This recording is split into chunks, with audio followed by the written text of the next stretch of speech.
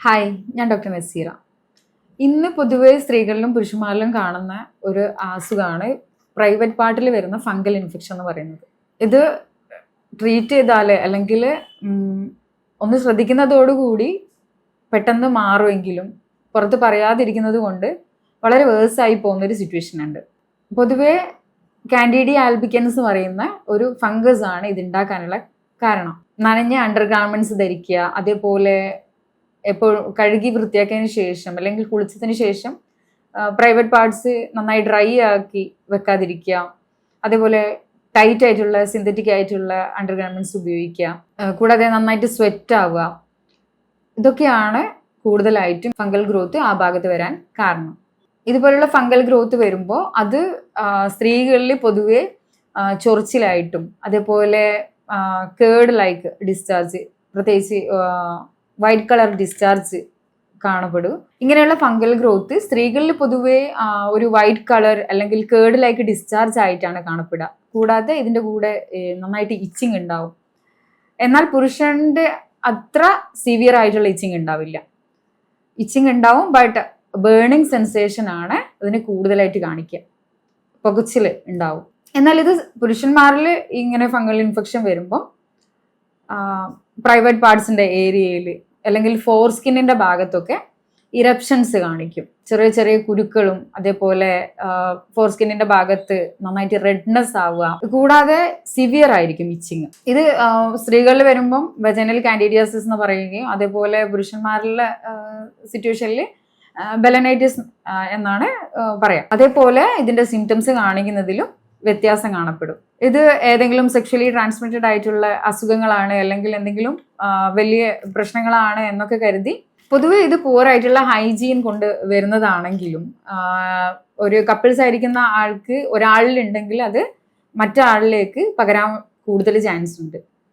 അതുകൊണ്ട് ഒരാൾക്ക് fungal infection ഉണ്ടെങ്കിൽ രണ്ടുപേരും അതിൻ്റെ ട്രീറ്റ്മെന്റിലും അതേപോലെ മാനേജ്മെന്റിലും ഒക്കെ ശ്രദ്ധിക്കുന്നത് നല്ലതായിരിക്കും.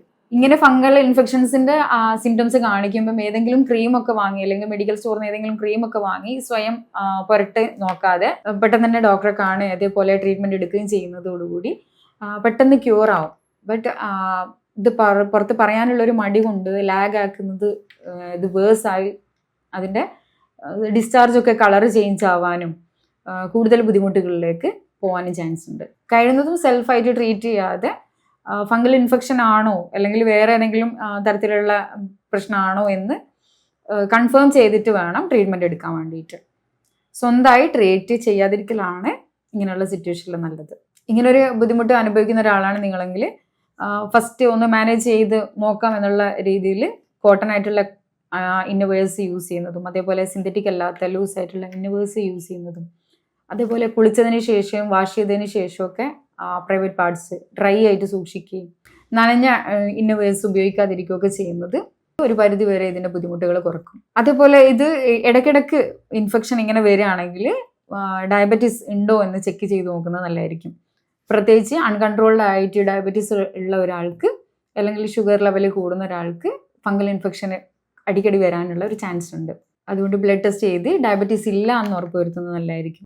ഇതേപോലെ വേറൊരു ഫംഗൽ ഇൻഫെക്ഷൻ ആണ് ഡെർമറ്റോഫൈറ്റ്സ് പറയുന്ന ടീനിയ കാരണം ഉണ്ടാകുന്ന ഫംഗൽ ഇൻഫെക്ഷൻ. ഇത് പ്രത്യേകിച്ച് തൊടയിടുക്കുകളിലൊക്കെയാണ് കാണപ്പെടുക. എന്നാൽ ഇതിൽ പുരുഷനാണെങ്കിലും സ്ത്രീയിലാണെങ്കിലും പ്രത്യേകിച്ച് ഡിഫറൻസ് ഒന്നും കാണിക്കില്ല. ഒരേപോലെയുള്ള സിംറ്റംസ് ആണ് കാണിക്കുക.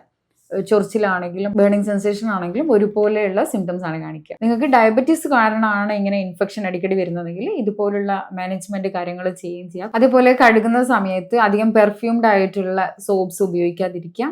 ഇങ്ങനെയുള്ള സിംറ്റംസ് കാണിക്കുകയാണെങ്കിൽ ഇത് സെൽഫായിട്ട് ട്രീറ്റ് ചെയ്യാതിരിക്കുകയും അതേപോലെ പല ക്രീമുകൾ വാങ്ങി തേക്കാതിരിക്കുകയും ഒരു മെഡിക്കൽ ട്രീറ്റ്മെന്റ് എടുക്കുകയും അതേപോലെ പെട്ടെന്ന് ട്രീറ്റ് ചെയ്ത് ക്യൂർ ആക്കാൻ വേണ്ടിയിട്ട് നോക്കാം. ഇത് വളരെ സാധാരണയായിട്ട് കാണുന്ന ഇൻഫെക്ഷൻ ആണ്. അതുകൊണ്ട് തന്നെ ഇത് അവഗണിച്ച് മാറ്റി നിർത്താതിരിക്കുകയും അതേപോലെ ട്രീറ്റ്മെന്റ് ലാഗ് ആക്കി സിംറ്റംസ് ഒക്കെ വേഴ്സ് ആക്കാതിരിക്കുകയും ചെയ്യാം. പെട്ടെന്ന് തന്നെ ട്രീറ്റ്മെന്റ് എടുക്കാൻ വേണ്ടിയിട്ട് നോക്കാം. ഫംഗൽ ഇൻഫെക്ഷനായിട്ട് ബന്ധപ്പെട്ട് എന്തെങ്കിലും ഡൗട്ട് ഉണ്ടെങ്കിൽ അത് കമന്റ് സെക്ഷനിൽ ചോദിക്കാം. അതേപോലെ വേറെ എന്തെങ്കിലും ഹെൽത്ത് റിലേറ്റഡ് ആയിട്ടുള്ള ഡൗട്ട് ഉണ്ടെങ്കിലും കമന്റ് സെക്ഷനിൽ ചോദിക്കാം. ഇനി അടുത്തൊരു വീഡിയോ ആയിട്ട് വരുന്നത് വരെ താങ്ക് യു.